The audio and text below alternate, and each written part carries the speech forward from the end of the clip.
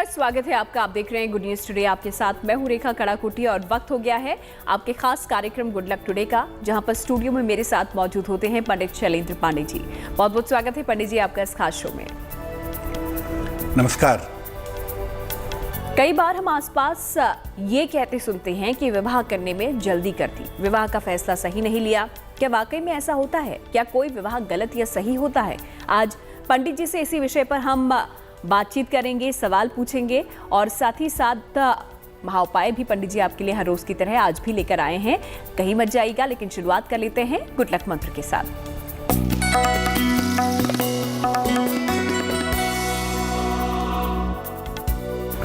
अगर आपके जीवन साथी का स्वास्थ्य अच्छा न रहता हो, यानी आपके पति का या आपकी पत्नी का स्वास्थ्य अगर अच्छा न रहता हो, तो शुक्रवार को शिवलिंग पर इत्र और जल अर्पित करके प्रार्थना करें। हर शुक्रवार को सुबह के समय शिवलिंग पर चंदन का इत्र लगाएं, उसके बाद जल अर्पित करें और अपने जीवन साथी के बेहतर स्वास्थ्य के लिए प्रार्थना करें। आपके जीवन साथी का स्वास्थ्य निश्चित रूप से बेहतर होता चला जाएगा। तो आप भी ये प्रयोग कर सकते हैं अगर आपके जीवन साथी की तबीयत बिगड़ती है और अक्सर ऐसा होता रहता है, तो इस प्रयोग को आप भी आजमा सकते हैं। फिलहाल आगे बढ़ते हुए अब 15 अप्रैल का पंचांग भी पंडित जी से जान लेते हैं।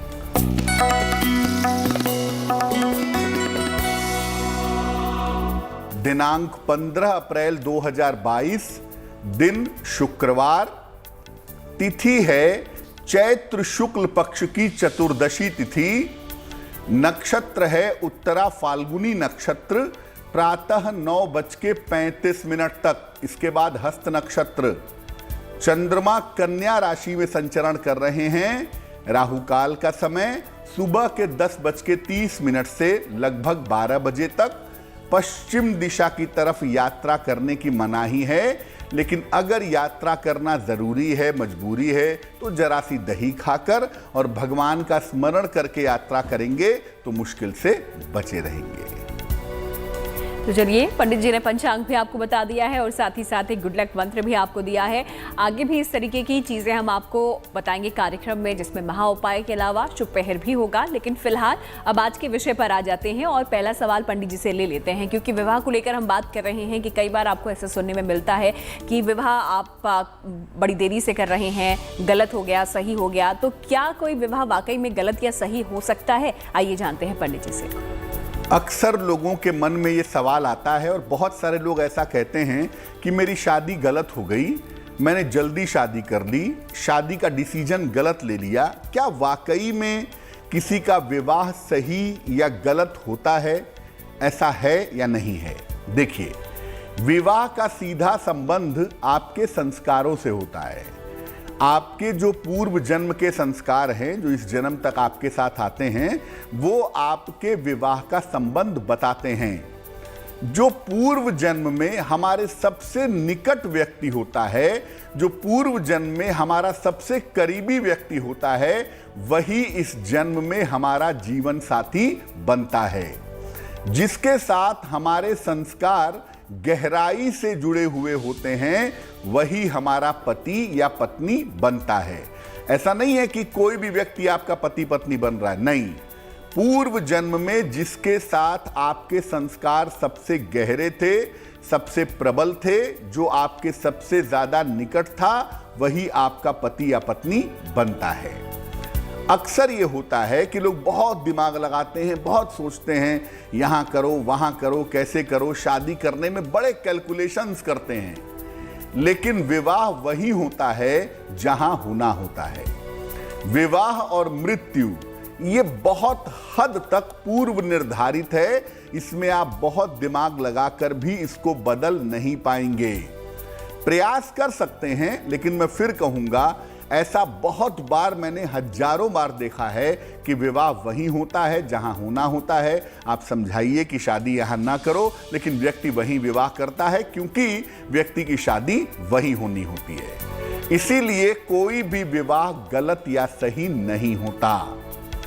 फिर भी हम ये कोशिश करते हैं, कर सकते हैं कि वैवाहिक जीवन सुखी हो। इसके लिए हम जरूर एफर्ट कर सकते हैं, इसके लिए हम जरूर प्रयास कर सकते हैं। अगर ऐसा विवाह हो गया है जिसमें वैवाहिक जीवन में समस्या आ रही है, तो आप ये मत सोचिए कि विवाह गलत हो गया है। आप ये सोचिए कि जिस वजह से समस्या आ रही है उसका कारण ढूंढा जाए और उसका रास्ता निकाला जाए। तो बड़ी ही अच्छी तरीके से पंडित जी आपने समझाया कि विवाह सही गलत हो सकता है या नहीं हो सकता है, जिसको लेकर आज हम चर्चा कर रहे हैं, और कैसे हमारे पूर्व जन्म से इसका कनेक्शन होता है जिसके साथ हम शादी करते हैं। फिलहाल ऐसे ही और जानकारियां हम पंडित जी से आगे लेंगे। फिलहाल बात कर लेते हैं अब राशियों की और देखते हैं मेष, वृष और मिथुन राशि का भाग्यफल। मेष राशि, संतान के साथ आपके संबंध बेहतर होते दिख रहे हैं और संतान पक्ष की उन्नति भी दिखाई दे रही है।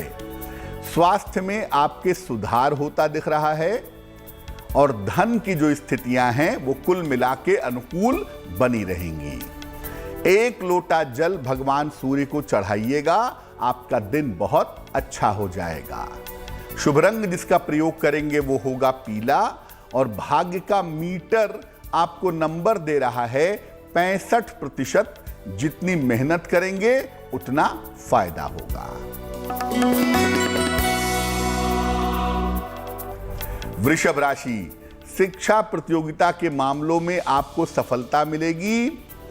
आपके परिवार के मामलों में प्रसन्नता आएगी। इस समय आपको संपत्ति का फायदा हो सकता है। मां लक्ष्मी की अगर इस समय आप पूजा करें तो आपके काम जरा आसानी से बनेंगे, आपको दिन में लाभ जरूर होगा। शुभ रंग होगा नीला और भाग्य का मीटर आपको नंबर दे रहा है 75%, यानी उत्तम भाग्य आपके साथ बना हुआ है।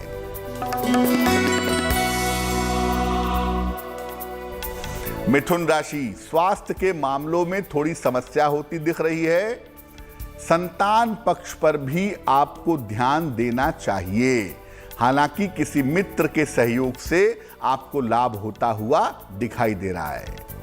1 लोटा जल भगवान शिव को अगर आप अर्पित करें तो आपका दिन शुभ हो जाएगा। शुभ रंग होगा आसमानी और भाग्य का मीटर आपको नंबर दे रहा है 60%, यानी मेहनत ज्यादा है, भाग्य थोड़ा कम है। तो मेष, वृष और मिथुन राशि के बारे में पंडित जी ने आपको बता दिया है किस तरीके से भाग्य आपका साथ निभाएगा, कितना भाग्य आपका साथ देगा। फिलहाल आगे बढ़ते हुए अब सवाल ले लेते हैं पंडित जी से, क्योंकि विवाह सही गलत होता है या नहीं होता है ये तो पंडित जी ने समझाया, किस तरीके से उसका कनेक्शन आपके पूर्व जन्म से होता है ये भी हमने समझा।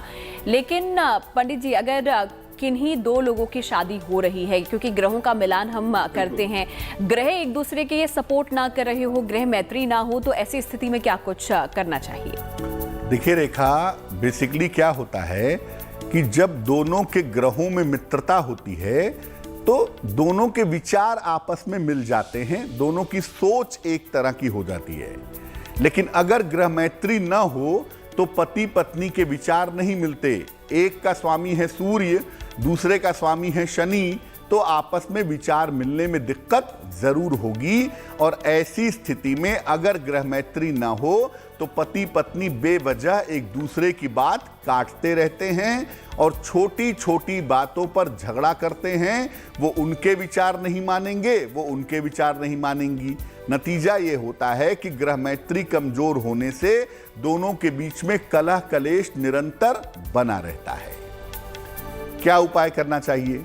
देखिए, ऐसी स्थिति में पति पत्नी को अपना नाम ग्रह मैत्री वाला कर लेना चाहिए। बहुत सारे धर्मों में, बहुत सारे जगहों पर यह रिवाज भी होता है कि शादी के बाद लड़की का नाम बदल देते हैं। बहुत सारे जगहों पर ऐसा होता है। उसका कारण यही ग्रह मैत्री है कि लड़के के नाम के हिसाब से लड़की का नाम बदल दिया जाए या लड़की के नाम के हिसाब से लड़के का नाम बदल दिया जाए, ताकि दोनों के नाम में कम से कम ग्रह मैत्री हो जाए। कुंडली तो आप बदल नहीं सकते, लेकिन नाम बदल करके ग्रह मैत्री वाली समस्या को बहुत हद तक सॉल्व कर सकते हैं। और जो नाम बदला है उसी नाम से पुकारने का प्रयास करिएगा।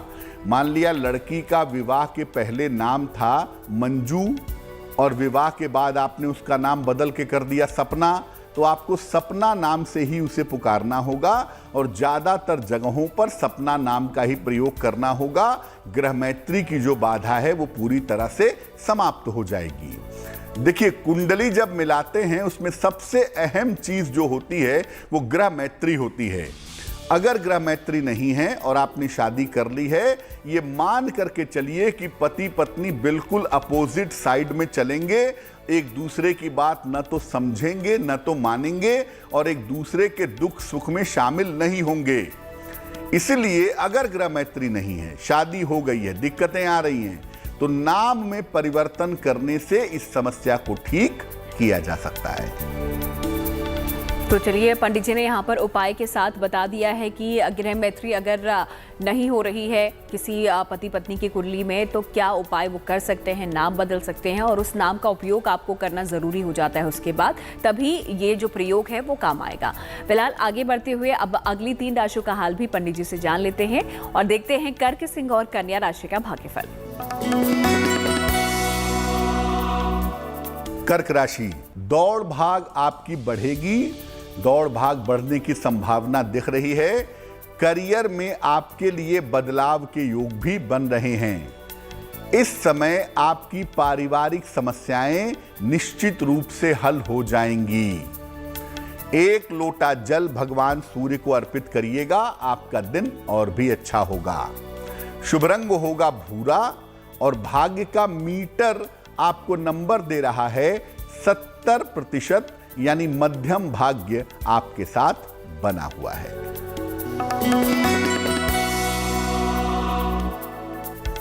सिंह राशि, उपहार का, सम्मान का लाभ मिलेगा आपको।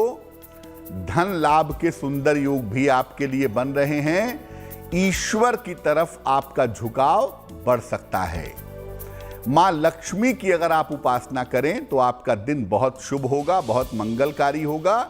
मां लक्ष्मी की उपासना करने से आपको लाभ होगा।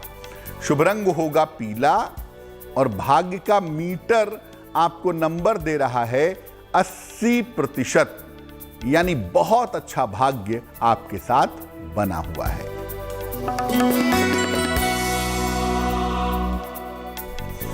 कन्या राशि, मान सम्मान की प्राप्ति के संकेत आपके लिए दिख रहे हैं। स्वास्थ्य में आपके सुधार होगा।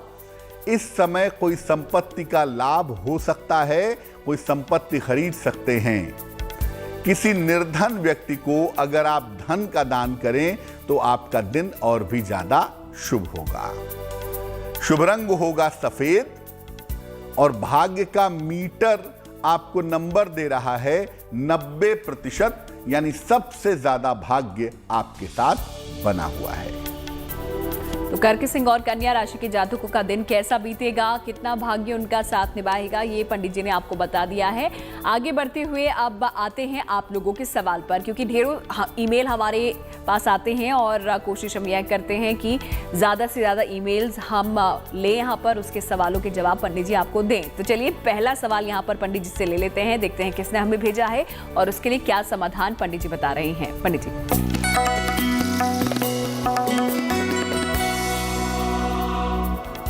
विकास जी ने उत्तर प्रदेश से हमें मेल लिखा है। जन्म की तारीख है 18 फरवरी 1986, 4 बजे सुबह का जन्म है उत्तर प्रदेश में। ये पूछ रहे हैं कर्ज से मुक्ति कब तक मिलेगी, क्या मुझे सरकारी नौकरी मिल पाएगी।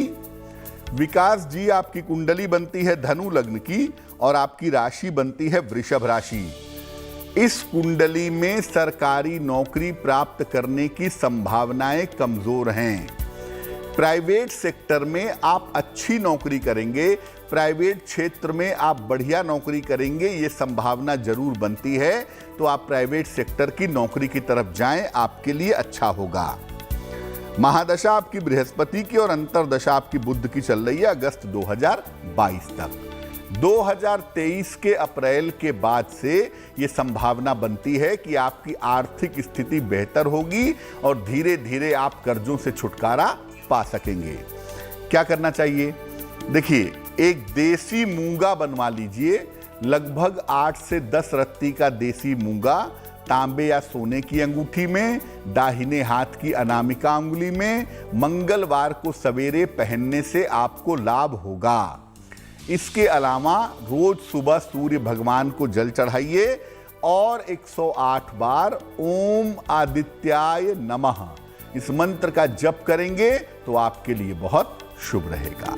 तो चलिए, अगर आप भी कोई सवाल पंडित जी से पूछना चाहते हैं, जल्दी से हमें लिख भेजिए। हमारी ईमेल आईडी आपकी स्क्रीन पर इस वक्त फ्लैश हो रही है। फिलहाल आगे बढ़ते हुए अगला सवाल पंडित जी से अब ले लेते हैं। पंडित जी, अक्सर हम देखते हैं कि कई सारी कुंडलियां ऐसी होती हैं जिनमें मांगलिक दोष होता है, और ऐसे में कहा जाता है कि अगर मांगलिक दोष है या कोई लड़का या लड़की मांगलिक है तो शादी नहीं करनी चाहिए अगर दूसरा ना हो तो ऐसी स्थिति में क्या किया जाए जिसमें एक की कुंडली में मंगल दोष है और दूसरे के उसमें नहीं है?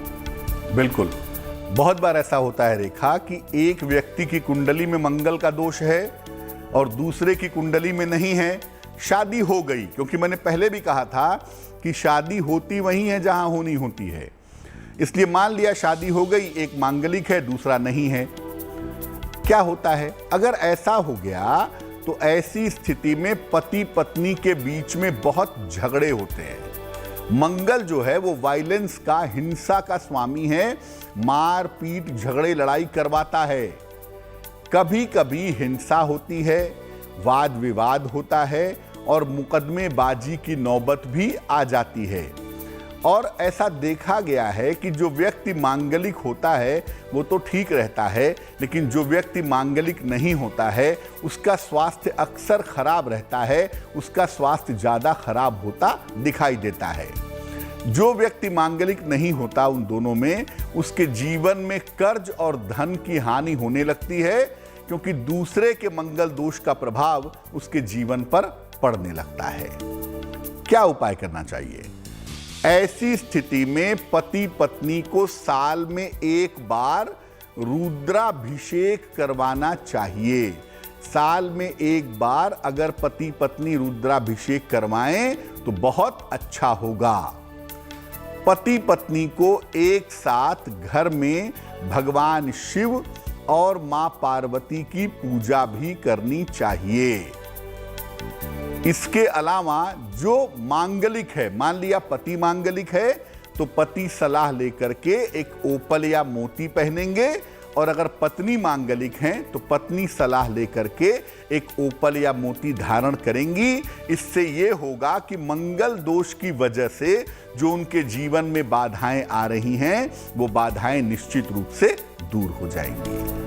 पंडित जी, इसी से जुड़ा हुआ एक और सवाल यहाँ पर है, क्योंकि ये उपाय तो आपने बताए, रत्न यहाँ पर पहन सकते हैं, तो अगर शादी से पहले भी यहाँ पर उपाय कुछ किए जाते हैं कि कुंडली मिली है और यही चीज़ सामने आ रही है कि एक ही कुंडली में मंगल दोष है दूसरे के में नहीं है, तो शादी से पहले क्या कुछ उपाय किए जा सकते हैं? क्योंकि कई तरीके की चीज़ें आती हैं कि शादी यहाँ पेट से कर दी, किसी से कर दी, तो ऐसे में आप क्या उपाय बता रहे हैं? देखिए, अगर शादी के पहले आपको समझ में आ गया कि लड़का मांगलिक है, लड़की मांगलिक नहीं है, या लड़के का जो मंगल दोष है वो लड़की के ग्रहों से कैंसिल नहीं हो रहा है, मंगल दोष कैंसिल होना चाहिए, ये महत्वपूर्ण बात है। अगर ऐसा नहीं हो रहा है, एक आदमी मांगलिक है और दूसरे की कुंडली से मंगल दोष कैंसिल नहीं हो रहा है, फिर भी शादी करनी है, तो ऐसी स्थिति में जो मांगलिक है उसके मंगल की शांति करवाइए। और मंगल की सबसे उपयुक्त जो शांति होती है वो होती है उज्जैन के मंगलनाथ मंदिर में, जहां मंगल देव का जन्म स्थान है। वहां पर उज्जैन के मंगलनाथ मंदिर में जाकर के उस मंगल की विधिवत शांति करवाइए। पेड़ से विवाह करवाना या झाड़ी से विवाह करवाना ये सब मत करिए। बेहतर यही होगा कि आप मंगलनाथ जी के मंदिर जाकर के मंगल की विधिवत शांति करवाएं, उसके बाद शुभ मुहूर्त में विवाह करें तो भी इसका प्रभाव बहुत ज़्यादा नहीं पड़ेगा। तो चलिए, पंडित जी ने यहाँ पर दोनों ही स्थितियों में बता दिया है कि किस तरीके से आप उपाय कर सकते हैं। अगर शादी से पहले आपको पता चल गया है कि मंगल दोष है आपकी किसी की कुंडली में, तो क्या आपको करना चाहिए, और अगर शादी के बाद आपको लग रहा है कि मंगल दोष है, आपने कुंडली दिखाई है, तो उसके उपाय भी पंडित जी ने आपको बता दिए हैं। फिलहाल आगे बढ़ लेते हैं हम कार्यक्रम में और राशियों का रुख करते हैं और देखते हैं तुला, वृश्चिक और धनु राशि का भाग्यफल। तुला राशि, नया काम अगर आप करने जा रहे हैं थोड़ा सा विचार करिएगा, सोच समझकर नए काम में हाथ डालिएगा। स्वास्थ्य पर ध्यान अभी भी आपको बनाए रखना है और अगर समस्या होती है तो अपनी समस्या पर परिवार में बात करें कि समस्या का रास्ता कैसे निकलेगा। भगवान शिव को 1 लोटा जल अर्पित करें तो आपकी मुश्किलें थोड़ी कम हो जाएंगी। शुभ रंग होगा सफेद और भाग्य का मीटर आपको नंबर दे रहा है 60%, यानी मेहनत ज्यादा होगी, भाग्य थोड़ा कम रहेगा।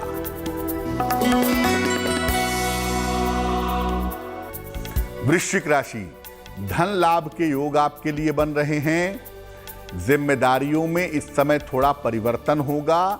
निर्णयों में सावधानी बनाए रखें। भगवान सूर्य को जल अर्पित करें तो आपका दिन थोड़ा और बेहतर होगा।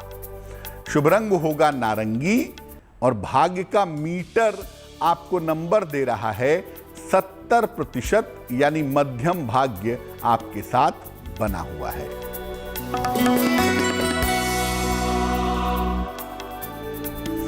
धनु राशि, नौकरी में बेहतर अवसर आपको प्राप्त होंगे।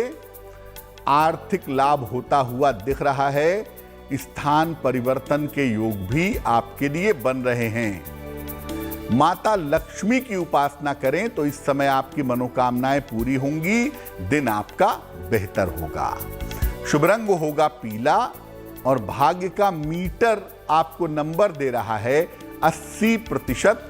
काफी अच्छा भाग्य आपके साथ बना हुआ है। तो तुला, वृश्चिक और धनु राशि का हाल भी आपने पंडित जी से जान लिया है। आखिरी 3 राशियों के बारे में भी आपको बताएंगे और साथ ही आपको एक महा उपाय भी देंगे। इसके अलावा आप लोगों के सवाल और भी हम लेने वाले हैं, उनके जवाब यहाँ पर पंडित जी आपको देंगे। लेकिन उससे पहले अगला सवाल विवाह से जुड़ा हुआ एक और पंडित जी से ले लेते हैं और वो ये कि गुरु चांडाल योग। पंडित जी, नाम को सुनते ही डर लगता है। अक्सर लोग डर जाते हैं अगर कुंडली में गुरु चांडाल योग हो तो ऐसे में क्या करना चाहिए? क्या उपाय आप बता रहे हैं अगर कुंडली में किसी के गुरु चांडाल योग हो? किस तरीके से वो प्रभावित करता है वैवाहिक जीवन को? अगर पुरुष या महिला की कुंडली में गुरु चांडाल योग हो तो और विवाह हो गया हो बिना उसको जांचे समझे हुए, तो परिणाम अच्छे नहीं होते। बृहस्पति और राहु जब कुंडली में एक साथ होते हैं तो गुरु चांडाल योग की संभावनाएं बन जाती हैं। और बृहस्पति राहु के एक साथ होने पर अगर कुंडली में आपके गुरु चांडाल योग बना हुआ है तो इस योग के होने पर 2 विवाह की संभावनाएं जरूर बनती हैं। पहला विवाह चरित्र दोष या विश्वास की कमी की वजह से टूट जाता है। अगर आपकी कुंडली में गुरु राहु का चांडाल योग है, 80% मामले में आपका विवाह टूटेगा। जिसकी कुंडली में गुरु चांडाल योग होता है उसके जीवन साथी की कुंडली में जीवन पर संकट भी आ सकता है। और लग्न कुंडली में गुरु चांडाल योग तो एक बार कुछ हद तक बेहतर भी कर सकता है, लेकिन अगर ये नवमांश कुंडली में बन गया तो आपके जीवन में एक से ज्यादा पुरुष या एक से ज्यादा स्त्रियां आएंगी। ये संभावना लगभग तय होती है। बृहस्पति संस्कारों का मालिक है। राहु से जब पीड़ित होगा तो जिसकी कुंडली में होगा उसके संस्कारों को दूषित करेगा। ये संभावना बन जाती है। तो अगर आपकी कुंडली में गुरु चांडाल योग है और इसकी वजह से आपके वैवाहिक जीवन में दिक्कत आ रही है या आप गलत रास्ते पे चले गए हैं या जा रहे हैं और ये प्रॉब्लम आ रही है, तो क्या उपाय करना चाहिए? देखिए, ये जो उपाय है वो व्यक्ति करेगा जिसकी कुंडली में दोष हो। अगर पति की कुंडली में गुरु चांडाल दोष है तो पतिदेव उपाय करेंगे, और अगर पत्नी की कुंडली में गुरु चांडाल दोष है तो पत्नी उपाय करेंगी। रोज सुबह और शाम जितना संभव हो भगवान शिव की उपासना करना आपके लिए अच्छा होगा, क्योंकि राहु की समस्या और बृहस्पति की समस्या को भगवान शिव की उपासना से काटा जा सकता है। इसलिए सुबह और शाम जितना संभव हो शिव जी की उपासना करें। नमः शिवाय का जप सुबह और शाम 108 बार करें। आपकी कुंडली के गुरु चांडाल योग का प्रभाव काफी हद तक कम हो जाएगा। सप्ताह में 1 दिन भगवत गीता का पाठ करें। खास तौर से मैं कहूंगा बृहस्पतिवार के दिन आप भगवत गीता का पाठ करें, भगवत गीता के 11वें अध्याय का। अगर सप्ताह में एक दिन आप भगवत गीता का पाठ करते हैं तो इससे भी जो नकारात्मक संस्कार हैं, जो निगेटिव संस्कार हैं, वो काफी हद तक कम होंगे। सलाह लेकर के एक पन्ना धारण करिएगा, उससे भी आपको लाभ होगा। और अगर कुंडली में गुरु चांडाल योग है तो तामसिक आहार पूरी तरह से त्याग दीजिएगा, यानी मांस, मदिरा, संभव हो तो प्याज, लहसुन, इसका भी प्रयोग आप ना करें। तो शरीर में जब शुद्धता पैदा होगी तो गुरु चांडाल योग के जो इफेक्ट हैं, जो प्रभाव हैं आपके लिए, वो कम होते चले जाएंगे। तो गुरु चंडाल योग अगर आपकी कुंडली में है तो क्या कुछ प्रभाव आपके वैवाहिक जीवन पर वो डालेगा, ये तो आपने जान लिया, लेकिन उसके उपाय भी पंडित जी ने यहाँ पर आपको दे दिए हैं। ये उपाय आप आजमा सकते हैं, इनका प्रयोग कर सकते हैं और इनका प्रयोग करने से आपके जो गुरु चांडाल योग का इफेक्ट है वो ज़रूर थोड़ा कम होगा। फिलहाल आगे बढ़ते हुए अब आखिरी 3 राशियों के बारे में भी पंडित जी से पूछ लेते हैं। देखते हैं मकर, कुंभ और मीन राशि का भाग्यफल। मकर राशि, करियर से जुड़ी हुई जिस समस्या को लेकर के आप चिंतित थे, परेशान थे, करियर की वो समस्या आपकी हल होगी। इस समय आपके लिए स्थान परिवर्तन के सुंदर योग भी बन रहे हैं। थोड़ा सा समय अपने परिवार को दें, उनकी समस्याओं को समझें, जानें, तो ये समय और भी अच्छा होगा। माता लक्ष्मी की उपासना करें तो आपके लाभ की संभावनाएं निश्चित रूप से बन जाएंगी। शुभ रंग होगा क्रीम और भाग्य का मीटर आपको नंबर दे रहा है 75%, यानी उत्तम भाग्य आपके साथ बना हुआ है।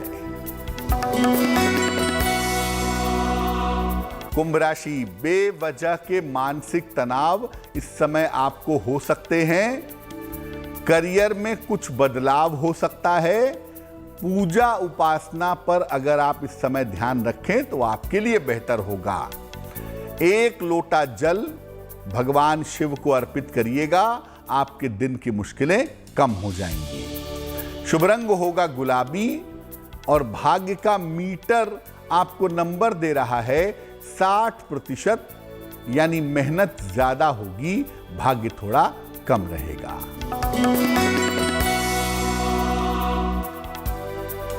मीन राशि, मानसिक तनाव आपका बहुत हद तक कम होगा। स्थान परिवर्तन के लिए इस समय आपको तैयार रहना चाहिए। उच्चाधिकारियों का सहयोग आपको मिलता रहेगा। माता लक्ष्मी की अगर आप उपासना करें तो आपको सफलता और भी ज्यादा मिलेगी, आपके काम और भी तेजी से पूरे होंगे। शुभ रंग होगा फिरोजी और भाग्य का मीटर आपको नंबर दे रहा है 70%, यानी मध्यम भाग्य आपके साथ बना हुआ है। तो चलिए, तो बात होगी सभी 12 राशियों की। पंडित जी ने सभी 12 राशियों के बारे में आपको बता दिया है, आपका भाग्यफल यहाँ पर बताया, कितना भाग्य आपका साथ निभाएगा ये भी आपने देख लिया है। आइए अब अगले सवाल की तरफ बढ़ते हैं और ये सवाल होगा आप लोगों का। देखते हैं अगला सवाल हमें किसने कहाँ से भेजा है और इसके लिए क्या समाधान पंडित जी दे रहे हैं। पंडित जी,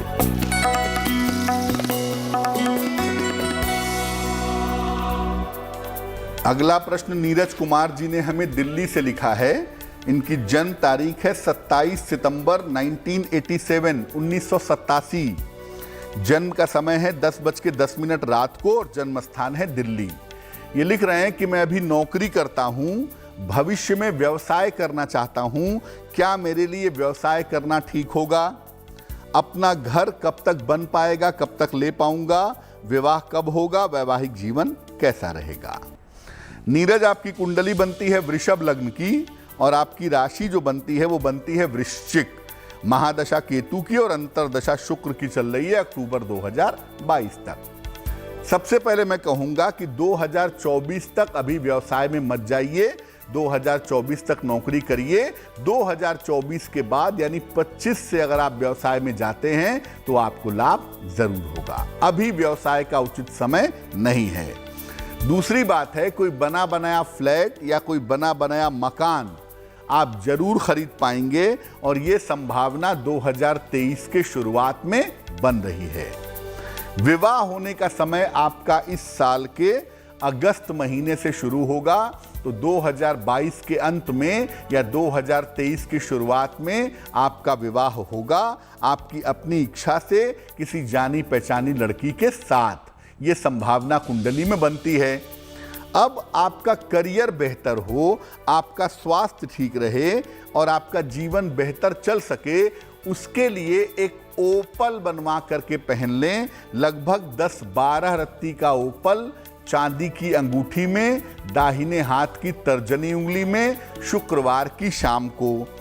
दूसरा काम आप ये करें कि रोज सुबह और रोज शाम 108 बार ओम शं शनैश्चराय नमः इस मंत्र का जप करें तो आपकी मुश्किलें कम होनी शुरू हो जाएंगी। तो अगर आप भी कोई सवाल पंडित जी से पूछना चाहते हैं, कोई ऐसी समस्या है जिसका समाधान आपको नहीं मिल रहा है, हमें आप लिखिए, हमारी ईमेल आईडी पर उस सवाल को आप भेज दीजिए। आपके सवालों का जवाब यहाँ पर पंडित जी देंगे। फिलहाल आगे बढ़ते हुए अब जान लेते हैं उन लोगों के बारे में जिनका जन्मदिन आता है 15 अप्रैल को। उनके लिए साल कैसा रहेगा, आइए जानते हैं।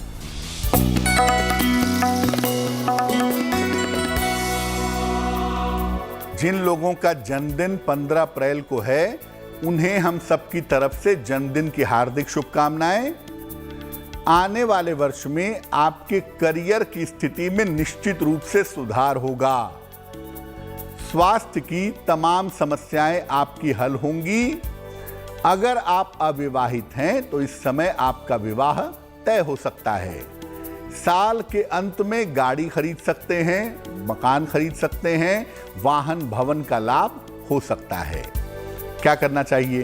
पूरे साल भर भगवान विष्णु यानी श्री हरि विष्णु और माता लक्ष्मी की अगर आप उपासना करें तो आपके लिए बहुत शुभ रहेगा। तो चलिए, ये तो उनके बारे में बता दिया है पंडित जी ने जिनका जन्मदिन आता है 15 अप्रैल को। अब आगे बढ़ते हुए वक्त हो गया है आज की जिज्ञासा को जानने का, और जिज्ञासा ये है पंडित जी आज की कि क्या दूसरे व्यक्ति के बुरे कर्म या फिर किसी और को यहाँ पर भुगतने पड़ सकते हैं, यानी कि कर्म तो कोई और बुरे करे लेकिन भुगत रहा है कोई और। देखिए, सामान्यतः ऐसा नहीं होता है कि दूसरे व्यक्ति के बुरे कर्म का फल किसी दूसरे व्यक्ति को भुगतना पड़े। सामान्यतः ऐसा नहीं होता है, लेकिन माता पिता के अच्छे या बुरे कर्म संतान को भुगतने पड़ते हैं और संतान के अच्छे या बुरे कर्म माता पिता को भुगतने पड़ते हैं। जैसे माता पिता के न रहने पर या उनके जीवन में भी उनकी प्रॉपर्टी, उनकी संपत्ति, उनका पैसा उनके बच्चों को मिलता है, वैसे ही माता पिता के अच्छे या बुरे कर्म भी उनके बच्चों को निश्चित रूप से मिलते हैं। कभी कभी ऐसा भी देखा गया है कि कोई संत होते हैं, कोई महात्मा होते हैं, वो किसी व्यक्ति के कल्याण के लिए उसके बुरे कर्म को स्वयं ले लेते हैं और उसे भोग लेते हैं ताकि दूसरे व्यक्ति की मुक्ति हो सके। लेकिन सामान्यतः माता पिता को अपने संतान के कर्म भी भुगतने पड़ते हैं, क्योंकि संतान आपके पूर्व जन्म के कर्मों का भोग है और इसी तरह से संतान को माता पिता के कर्म भुगतने पड़ते हैं। इसके अलावा किसी और के कर्म भुगतेंगे आप, ऐसा बिना आपके चाहे संभव नहीं होगा। तो जिसके मन में भी ये जिज्ञासा थी कि बुरे कर्म कोई और कर रहा है, उसको भुगत कोई और रहा है, तो ऐसा नहीं होता है। सिवाय माता पिता को छोड़कर माता पिता पर थोड़ा असर यहाँ पर ज़रूर पड़ता है। फिलहाल आगे बढ़ते हैं और अब जान लेते हैं शुभ पहर के बारे में, क्योंकि अगर कोई शुभ काम आप करना चाहते हैं 15 अप्रैल के दिन शुक्रवार को, तो क्या होगा उस समय जब आप अपने शुभ कार्य को कर सकते हैं, जो कि अधिक फलदायी भी हो सकता है। आइए जानते हैं पंडित जी से। दिनांक 15 अप्रैल 2022 दिन शुक्रवार का शुभ पहर का समय है 15 अप्रैल को शुक्रवार को शाम को 6 बजे से 7:30 के बीच में। इस समय में माता लक्ष्मी को गुलाबी फूल आपको अर्पित करने चाहिए। अगर आप ऐसा करते हैं तो इससे आपकी धन संबंधी समस्याओं में सुधार होगा, लेकिन करना होगा शुभ पहर में ही। दिनांक 15 अप्रैल दिन शुक्रवार शाम को 6 बजे से 7:30 तक का शुभ पहर होगा। इसी समय में अगर प्रयोग करेंगे तो आपको विशेष लाभ होगा। और चलिए अब एक और सवाल आप लोगों का हम ले लेते हैं। पंडित जी आपको समाधान यहाँ पर बताएंगे। देखते हैं अगला जो सवाल हमें है वो किसने कहाँ से भेजा है, क्या कुछ वो पूछ रहे हैं और उसके लिए क्या समाधान पंडित जी दे रहे हैं। हिमांशु जी ने पंचकुला हरियाणा से हमें प्रश्न लिखा है। इनकी जन्म तारीख है 22 अक्टूबर 1989, 1989। जन्म का समय है 9:10 सवेरे और जन्म का स्थान है पटियाला, पंजाब। ये लिख रहे हैं कि अभी तक इनका विवाह नहीं हुआ है, विवाह कब तक हो पाएगा, करियर की स्थिति कैसी रहेगी, नौकरी करें या व्यवसाय करें। हिमांशु, आपकी कुंडली बनती है वृश्चिक लग्न की और आपकी राशि बनती है कर्क राशि, महादशा शुक्र की और अंतरदशा भी शुक्र की चल रही है। सबसे पहले बता दूं, शुक्र इस कुंडली का सप्तमेश भी है, सप्तम भाव का कारक भी है, सप्तम भाव को देख भी रहा है। तो भैया आपकी शादी होने वाली है। अगस्त 2023 के पहले शादी हो जाएगी। ज़्यादातर संभावना है कि जनवरी 23 से जून 23 का जो समय होगा उसमें आपका विवाह निश्चित रूप से संपन्न हो जाएगा। कुंडली कहती है कि शुरुआत में कोई छोटी मोटी नौकरी आप भले ही कर लें, लेकिन आगे चल करके आप व्यवसाय में ही जाएंगे, आप बिजनेस ही करेंगे। तो आप ज़्यादा कोशिश करिए व्यवसाय की तरफ जाने के लिए।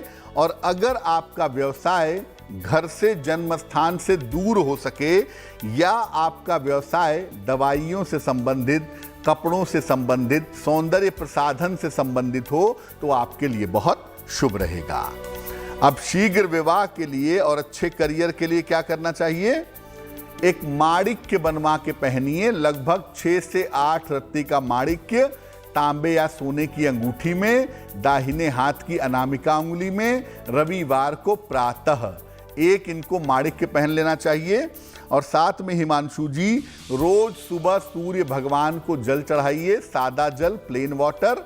और रोज सुबह 108 बार ओम आदित्याय नमः इस मंत्र का जप करें तो आपकी मुश्किलें हल हो जाएंगी। तो चलिए, इनको तो इनका समाधान मिल गया है, जवाब मिल गया है। अगर आप भी कोई ऐसी समस्या है जिसका समाधान चाहते हैं, पंडित जी से पूछना चाहते हैं, बस हमें लिख भेजिए हमारी ईमेल आईडी पे जो कि आपकी स्क्रीन पर इस वक्त आपको नजर आ रही होगी।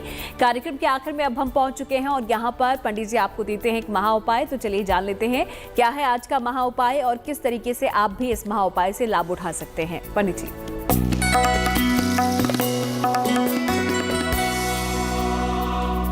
अगर आपका छोटा बच्चा है, पढ़ाई नहीं कर रहा है, क्योंकि बहुत सारे बच्चों के साथ ऐसा हो गया कि कोरोना काल के बाद उनका मेंटल डिस्टरबेंस हो गया, पढ़ाई में मन नहीं लगता, बदमाशियां बढ़ गई हैं। बहुत सारे बच्चों के साथ एक कॉमन प्रॉब्लम है। अब आपका छोटा बच्चा है, पढ़ता ही नहीं है, बैठता ही नहीं है कुर्सी पे पढ़ने के लिए, क्या उपाय करें? रोज सुबह और शाम अपने बच्चे को गायत्री मंत्र सुनाइए, पूजा करिए, अपने बच्चे को बगल में बैठा लीजिए और 27 बार बोल बोलकर गायत्री मंत्र पढ़िए। आपका बच्चा आपके बगल में हाथ जोड़ करके बैठा रहेगा तो उसके कान में वो मंत्र पढ़ेंगे। वो चाहे तो खुद भी पढ़ ले, लेकिन अगर नहीं पढ़ पाता तो आप सुबह शाम उसको पूजा के समय बैठाइए और 27 बार गायत्री मंत्र सुनाइए। एक चांदी का अर्धचंद्र बनवा लीजिए और ये चांदी का अर्धचंद्र लाल धागे में डाल करके बच्चे के गले में पहना दीजिएगा सोमवार की रात को। और जिन बच्चों का पढ़ाई में मन नहीं लगता, उसके पीछे अक्सर राहु की भूमिका होती है और राहु का कनेक्शन होता है फास्ट फूड के साथ, तो अपने बच्चे को फास्ट फूड खाने से बचाइए, वो आपके लिए बहुत बेहतर होगा। तो अगर ये उपाय आप करते हैं, आपका बच्चा छोटा है, पढ़ाई में मन नहीं लगता है, तो ये उपाय करने से आपके बच्चे की स्थिति बेहतर होगी और पढ़ाई में बेहतर मन लग पाएगा। तो इस महा उपाय के लिए पंडित जी आपका बहुत बहुत शुक्रिया। और साथ ही जो आज का एक सवाल था विवाह से जुड़ा हुआ कि जल्दी कर ली, समय पर नहीं की, ये बताने के लिए भी आपका बहुत बहुत शुक्रिया। धन्यवाद। तो इसी के साथ गुड लक टुडे में आज के लिए फिलहाल इतना ही। हमें आप दीजिए इजाजत, फिर होगी आपसे मुलाकात, लेकिन अच्छी खबरों के लिए देखते रहिए गुड न्यूज टुडे।